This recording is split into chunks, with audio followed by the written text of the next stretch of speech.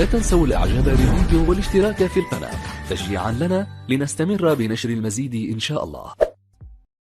السلام عليكم ورحمة الله وبركاته. ازيكم حبايبي، عاملين ايه؟ كيف الأخبار؟ بخير ان شاء الله. امين يا رب. تعالوا اتغدوا معانا. عاملين النهارده سموكه ورز بقى معمر وبطاطس وسلطه وشويت بدنجانتين كده على البوتاجاز كده، وانا بقلي السمك شويت بدنجانتين كده وعملتهم هم بالفيجيتار.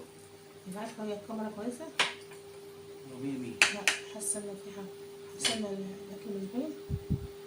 فتح قوي ولا مش فاهم، انا معرفش يعني انت اللي عارفه. ايوه، لقيت في المروحه، لقيت في المروحه عشان هي المروحه ما تيجي لما بتعمل حاجه تيجي المروحه بالكاميرا. النهايه. ايوه كده مظبوط صح؟ تمام. ايوه كده، الله ينور عليك. الله ينور عليك وعلى والديك. شايفين بقى البدنجان اللي انا عاملاه ده بالدقه كده، من غير بابا، من غير الطحينه، من غير بابا وماما. من غير لا بابا ولا ماما. بسم الله بقى كده. انا حبيت اكل رز معمر النهارده، مش عايزه اكل رز ببصل ولا حاجه. بسم الله. شايفين بسم الله ما شاء الله الرز عامل ازاي، وشه مطربش ازاي، يعني انت بيجي يعني عامل وش سمين يعني تقيل كده. ده بيدل على نوع اللبن حلو. اللبن ده عندي من الشتاء، بخزنه في الفريزر كده اكياس جاموسي، وبخزنه اكياس كده، فبيبقى الدسم بتاعه عالي في الشتاء عن الصيف. بسم الله الرحمن الرحيم.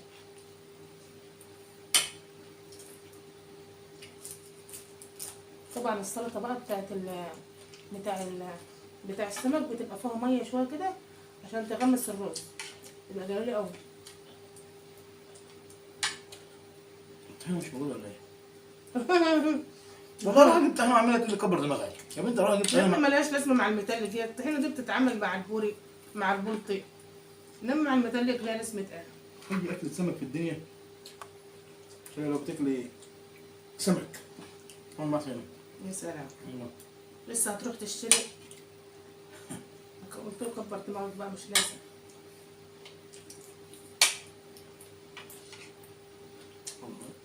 لازم الواحد يدعي نفسه.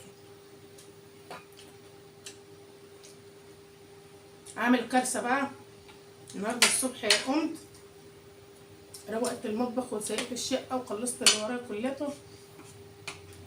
فانا بدور كده في بوضب كده الدرج بتاع اسمها بس بتاع المكرونه والحاجات ديت. عارف فيها تمر هند الشنواني ده ولا الواحه من رمضان كبير كده، كيس كبير كده اهو. وبعدين بقول له لا، ده احنا عندنا هنا تمر هندي يا رشاد، طب ما تعمل لنا شفشق ونبقى نشربه مع الجماعه وكده. قام جاي قايل لي ماشي. عمله، ضربه في الخلاط وعمله وحطه في الفريزر. شوفوا لما يقعد من الفريزر من الصبح لحد المغرب اكيد تلج. طب انا قلت لك يا ابني حطوهم على الشبكه، حط الشفشق على الشبكه. لما نحط على الشبكه نيجي بالليل بقى. ده في اغنيه على فكره، حط الشبكه على الشبكه دي. ساعة. انت بتختار عني اغاني والله العظيم. امر عند الله كده يا جماعه، والله العظيم ماليش في الاغاني قد كده. ما يعني ما احبش اسمع اغاني، لا انا ولا جوزي. سبحان الله يعني، والله العظيم. ودي فضل ونعمه من عند ربنا يعني. ما احناش مغرمين اغاني. انا بشوف البنات اليومين دول بيشغلوا حاجات انا بتجيب له صداع، واقسم بالله بتجيب له صداع. اغاني غريبه الشكل. تيجي تخش على التيك توك تلاقي البنات بترقص على اغاني انا مش عارفه، بس بيفهموها ويعرفوا يعيدوها تاني ازاي، يعني بيعرفوا يرددوها ازاي. وبنات كلها، ده احنا عندنا الاطفال عندنا برضه نفس الكلام بيبقوا حافظينها. والله هي ديت الحمد لله، دي حاجه يعني الحمد لله يا رب مبسوطه منها. انا ما بعرفش احفظ اغاني ولا اعرف اسمع اغاني قد كده.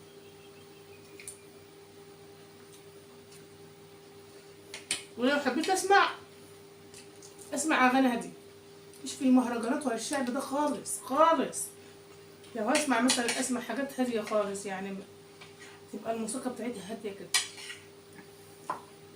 وبيني وبينك يعني مش حاجه تسمع اصلا من دول. فينا ما تلاقي اغنيه لها بطوله يعني كده معقوله كده يعني.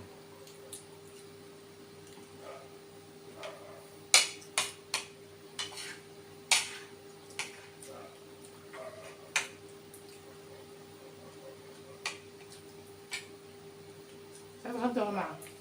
احلى سموكه ده شويه سمك يستاهلوا، كنا متبلاهم من الصبح لحد المغرب. حقيقي.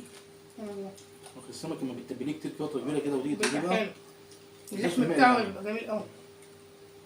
بيبقى اللحمه طبعا شرب من صدقوني الرز اللي هو المعمر ده طعمه جامد قوي ما شاء الله مع السمك عن الرز السمك كمان.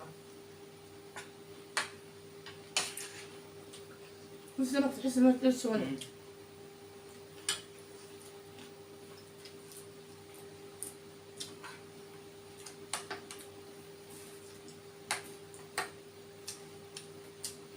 اشتريت النهارده بدنجان اهوت عشان خاطر ان شاء الله باذن الله نعملها حلقه مع بعض، لان في حد كان طلبه مني وقال لي ايه اعملي البدنجان اللي هو المسلوق، اللي هو ده اخر حبه عندي اهو. دوب اخر حبه من ايه من 2 كيلو كنت عاملاها. بقول لكم انت عباره عن بتاكلوا زبده كده. لو والله انا حاسه ان الكاميرا مش جايباها كويس، بس قلب البدنجانيه استنوا كده بسم الله. شايفين قلب البدنجانيه لونها عامل ازاي؟ لونها احمر. ايوه. طب ليه بقى كده التصوير كده حلو؟ وانا شايفه ان كده التصوير حلو. ليه بيفتح وبيقفل الرشاد مره واحده؟ هو من لا مش من المروحه. طب اطفيها خالص كده. لا مش من المروحه، ممكن من الكاميرا ذات نفسها. ما شاء الله والله. طب اطفي المروحه نشوف ده ايه ده. اللون بيبهت ويفتح. اطفيها من تحت.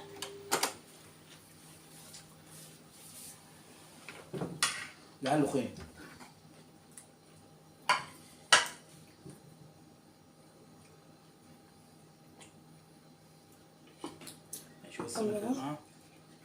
والله العظيم يا جماعه الباذنجان ده اللي انا سلقاه ده حاجه، هو عباره عن بقول لكم لحمه فسيخ حاجه كده، ما انتوش عارفين هي طعمه عامل كده لا. فحد كان كاتب لي في الكومنتات يا اميره بعمل لنا طريقه الباذنجان ده، فانا والله لسه شاريه الباذنجان اهوت لسه جاي دلوقتي اهو، مش بشتري من السوق. بقولكم في ناس جنبنا جيراننا يعني فلاحين بيجمعوا لنا الغيط ويجيبوا لي على طول. فتلاقيه مسكر كده وباذنجان طري خلاف اللي بيبقى في السوق.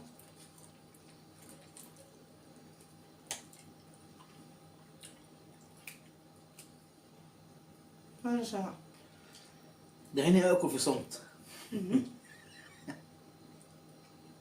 انا عايزه اعطلك. انسي انسى يا عم. لا حول الله.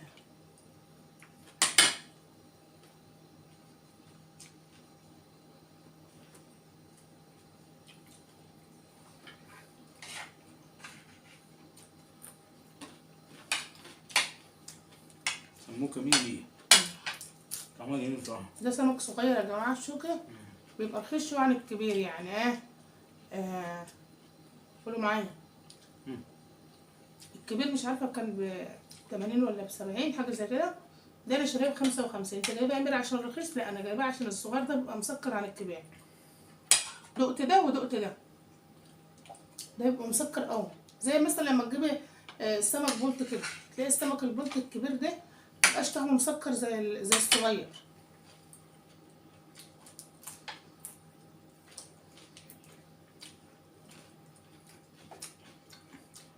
لا ذوق بقى يعني، في ناس بتحب الكبير، بتحب تاكل السمك الكبير.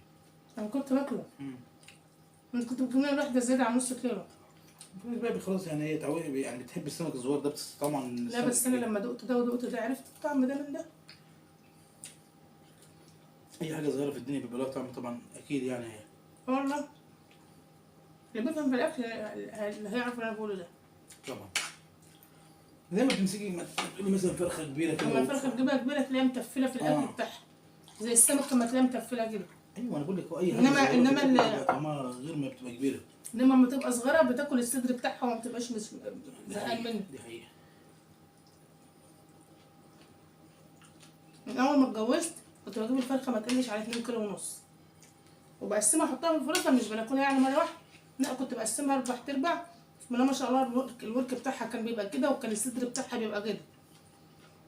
المهم والله العظيم يا جماعه زي ما بحكي لكم اخويا جاب لي فراخ من المزرعه وبعدين مديني فرختين هو كده جبتهم يعني صغنطتين كده شويه خدتهم وعملتهم، لقيت طعم الصدر يتاكل على الورك كمان، مع ان الصدر ده محدش بياكله اصلا. اي حاجه صغيره يا امور، اي حاجه كنت انا بتجيب. ورشاد بنحصل على الصدر ده على طول، بس والله العظيم بقيت اكل الصدر واحس انه طري وناعم كده وجميل. قلت له يا رشاد، قلت له ما عدتش اجيب فراخ من الكبيره دي تاني. لا هو مش لا، قلت له لا، ده طعم وده طعم صراحه، يعني ده طعم وده طعم. من يومها بقى بقيت اجيب الفراخ بتاعتي، يعني بصوا كيلو ونص 2 الا ربع، ده اقصى حاجه، ما تزيدش على 2 الا ربع.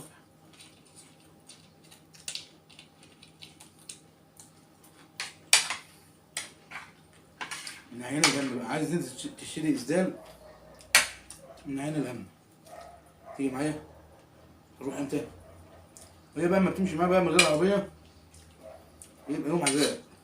ما كنتش بقدر امشي وخلاص، تمشي خطوتين وتقعد تقول الحقني. لاني زدت وما عدتش قادره ادوس على رجلي والله. مثلا المحل هنا اهوت خطوتين يبقى في محل تاني، تقول لي ما انا ناوي تاكسي. لا بركه. العربيه لما بتبقى معانا اقسم بالله بتريحنا جامد، بتريحنا يعني. اكيد طبعا. عمك لسه بيقول له والله يعني عربيه في البيت مهمه جدا.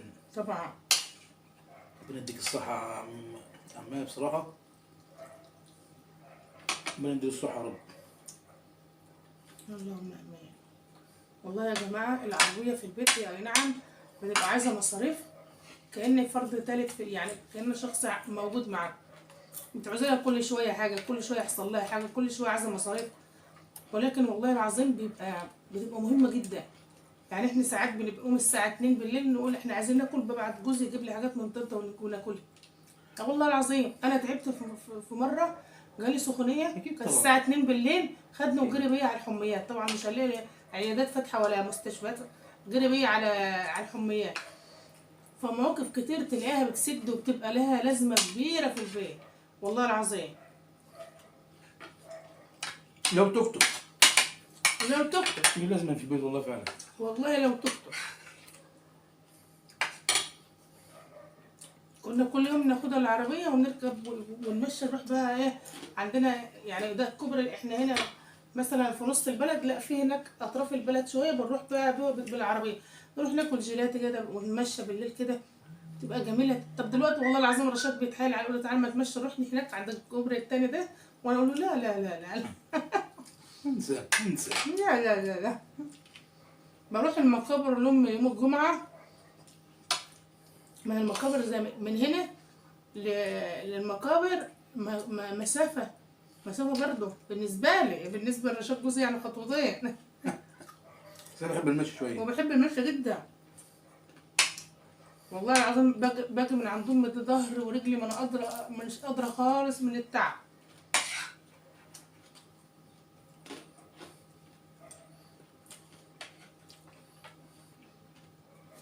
السمك صغير وبتاع، انا اكلت 2 وخلاص يعني ما شاء الله يعني. لا مش صغيرة قوي يعني، عارفين ما شاء سمكين. الله. والله اكلت صغيرة 2 أوي. شبعوني جدا. استنى دي قال لهم. دي اصغر واحدة فيهم، يعني مش صغير نمنم يعني، لا دي اصغر واحدة. انا واكلة واحدة بسم الله ما شاء الله كبيرة خالص.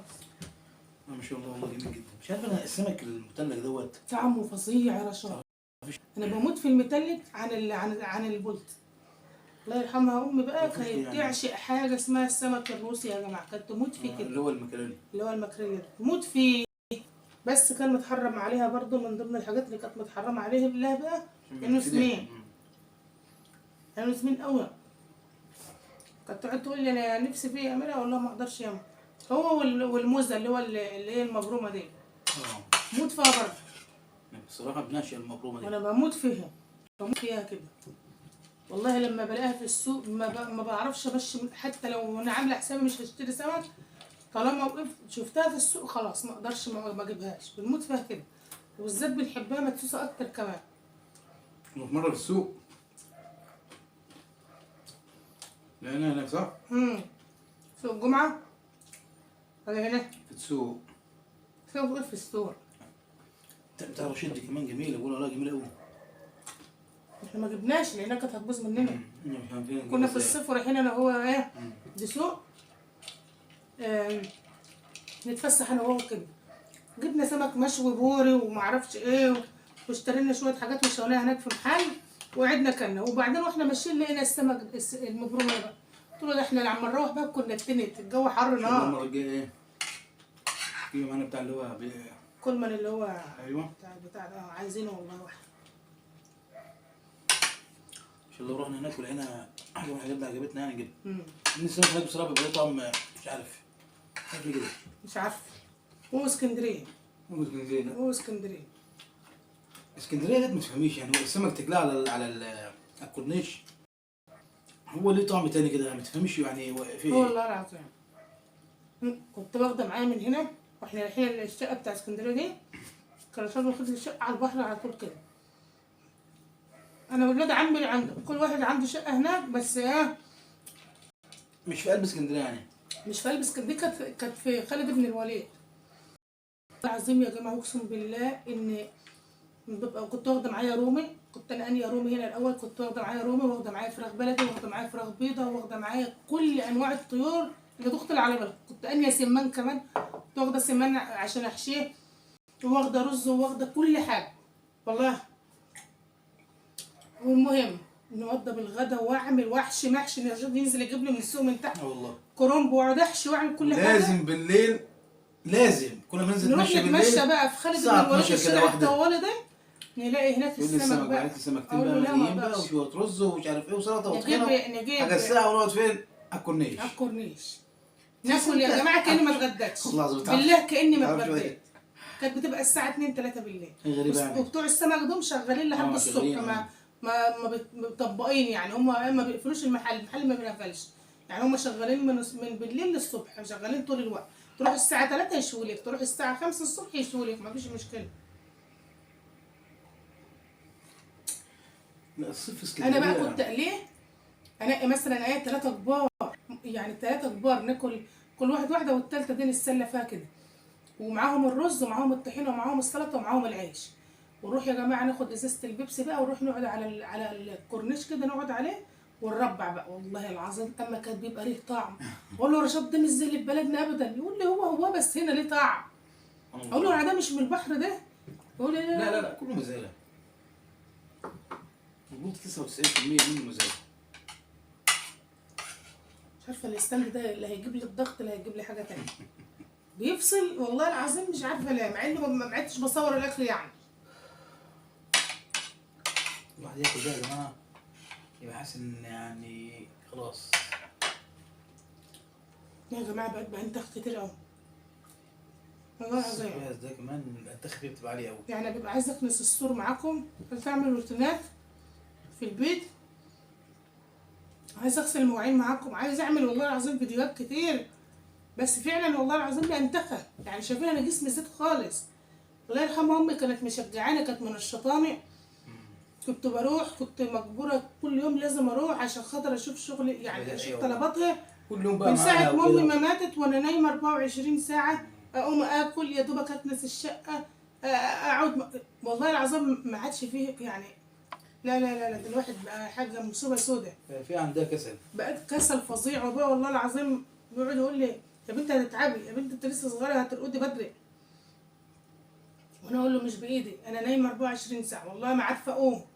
بالله ساعات رشاد يروح الشغل ويجي يصحيني. شوفوا تتوقعوا ان انا نايمه من ساعه ما اروح الشغل لحد المغرب، يجي يصحيني يقول لي انت لسه نايمه. اقول له هعمل ايه؟ ما انا هعمل ايه؟ ما هو من بعد بقى الغاليه ما فيش بقى، ما فيش خالص والله العظيم. فادعوا لي كده يا جماعه في الكومنتات كده، ربنا يبعد عني الكسل ده، لان الكسل ده مصيبه يعني مصيبه من مصايب الزمن والله العظيم. والحمد لله والشكر لله. نشرب بكر بتاع اسمه ده تمر هندي. تمر الدين ولا تمر هندي؟ تمر الدين ايه؟ تمر هندي. تمر هندي. معرفش اي حاجه في اي حاجه. الله يخليك. والله العظيم. معرفش اي حاجه في اي حاجه. جوزي ده مأنتخ عايز ينام. اكلوه ونيموه. مين فينا اللي عايز ينام؟ صلناش العشاء. احنا المغرب جدا والله، وداك العشاء كمان يعني. احنا خلاص داخلين على الساعه 10. قلت له بتاكلوا بالليل كده ليه يا اميره؟ اقول لكم ده العادي يا جماعه. احنا لو كنا العصر بنيجي ناكل لازم كده، ناكل لو كنا المغرب لازم نيجي ناكل في كده. الموضوع اللي مش عارفين نخلص منه انتوا ده. عارفين جينا في يوم ابويا زعق لي وقال لي انت كده هتتعبوا ومش هتتعبوا معرفش وضب اكلك بدري واتغدى اما جوزك يجي من الشغل، يعني يجي من المغرب اتغدى وبعدين بتاعنا. عملت كده يا جماعه، حشيت محشي والله العظيم، والله العظيم كمان مره اهو قاعد اهو حشيت محشي وعملت فراخ وعملت الاكل وحطينا واتغدى وصورت معاكم واتغدينا. بس طبعا بالليل الحلقه بقى كان كله خلص. جينا من عند ابويا، بالليل كانش في حاجه جينا خالص من عند يعني. ابويا الساعه تاني يوم كان 12 بطبخ تاني يا دوبك بقى. دخلنا صلينا العشاء وما اعرفش والله العظيم كله خلص اتنسف. نسفنا الاكل الساعه 1 نسفناه. هو في ناس زينا كده مش عارف، بجد والله، في ناس زينا. ده في ناس اكتر مننا بس والله. ما يبانش عليهم. احنا لو كنا شويه، لو شربنا شويه ميه بنتخن والله العظيم. يا بخت اللي ما بيبانش عليهم. عند ابويا بسم الله ما شاء الله يعني. لا بس ابوكي ما بياخدش عمره، ابوكي بيجي بس هو ما بيتعشاش. ابويا يتغدى اخره العصر، يصلي اخر العصر الساعه 5 في الاكل. لا يعني بتقول اول لا، ما لا. يتاخر، يعني لو اتاخر لا، خالص يعني لا، يبقى لا. الساعه 5. ابويا ماليه ميعاد في إنما خلاص ابويا بقى ما- يصلي العصر، لازم يصلي العصر الاول وبعد كده يتغدى. كده خلاص بقى انت ما فيش بعد حاجه كده تخش بقه استحاله خلاص. حاجه تتحط في بقه. ليه كوبايه يابا؟ شاي ماشي، يقول لا انا كوباية خايفه ينسون بس. اتقل مش أي حاجة كانت امي كده. يعني رحمه الله عليها كانت تقيله، فابويا خايف ان هو يتقل ويبقى صعب او يعني يبقى تقيل علينا. فوالله العظيم اخر ابويا في الاكل الساعه 3:30 يشرب شاي بعد كده مفيش مشكله، يشرب حاجه معانا مفيش مشكله، لكن اكل بعد المغرب بعد العصر استحاله. خلاص ده اخره. يابا كل نبقى جايبين مثلا واحنا قاعدين كده هناك قرص ولا حاجه نشربها بشاي، انا ورشاد نجيب بسكوت ساده ناكله ونشربه بشاي. خد يابا قول استحاله مفيش حاجه تحط في بقي بعد كده. هو خايف يعني ان هو يتقل او يتخن او كده ويتعبنا ولا حاجه. فربنا يا رب ربنا يديله المستعان. الصحه. طلب اللايك والاشتراك وعلى اللي ما اللايك. اشتركش. واللي بيشوفنا لاول مره والله والله ايه. اتكلم يلا. انت عليك تقول الكلمه وتسكت. قول اللي شفنا اول مره اشترك معنا ويشرفنا باشتراكه. تعب والله. قول كلام ايه اكتر من كده؟ طيب والله انت عداك العب وازح. ربنا يديمكم نعمه في حياتي والقناه تكبر بكم كده وتبقى نوصل كده للمليون باذن الله. ان شاء الله. ربنا يخليكم ليا يا رب، والدعاء اللي بدعوه لكم يكون من حظكم ومن نصيبكم باذن الله. حطوا له لايك يا جماعه عشان خاطر كده اللايك اللي يخليه يعني يفرفش كده ويخس ولا حاجه، ولا انا اروح في دنيا تاني. السلام عليكم.